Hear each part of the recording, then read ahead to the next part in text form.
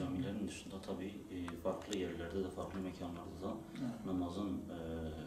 öğretilebileceği her yer. Bu sayı namaz ayı olarak ilan edildi. Kur'an Nesli platformu tarafından. Çocukların buna devamının sağlanması önemlidir. Bunu ön plana çıkarmak gerekiyor. Nesla platforma Kur'an maha tabakı jibun mahan meje ilan kir. Berveye ki iro cemiyet ama topluma ama ku ketiya nav derda da u gence me u zarok me ku hakas ketna nav sıkıntıya da ve hususi da beçare mane beçare bunavan ben mecbuna wane. Eğer ku insan me zarok me gence me xorte me qize me eğer nmeja xos bihi bikin meja xwa çava peygamber me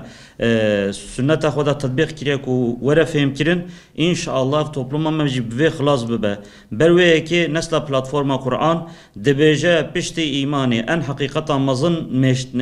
kirinan mejeye gerek mej vere kirin u ne vere kirin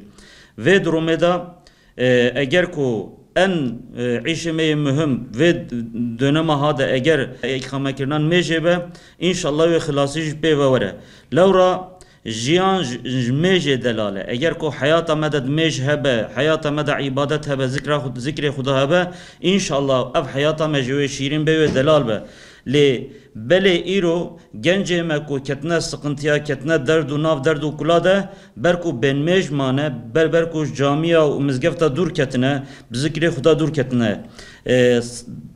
go ev giringa hani nava toplumda ku rabe nesla platforma Kur'an jboy zaroke 6 sali hatta 10 sali jbo programa ki nmeje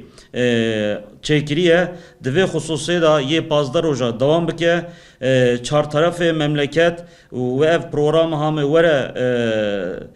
zanin ye vere tatbik kirin ku inşallah millete me tevji be kuvveta xo yardıma xo u şandına zarok yoxab ve programı inşallah ya evji alikariya mebkin ve eme hemi hevdu alikariya hevbik kun meş di sabike ve nava hayata me ve hayata me meje kıymet bebe inşallah.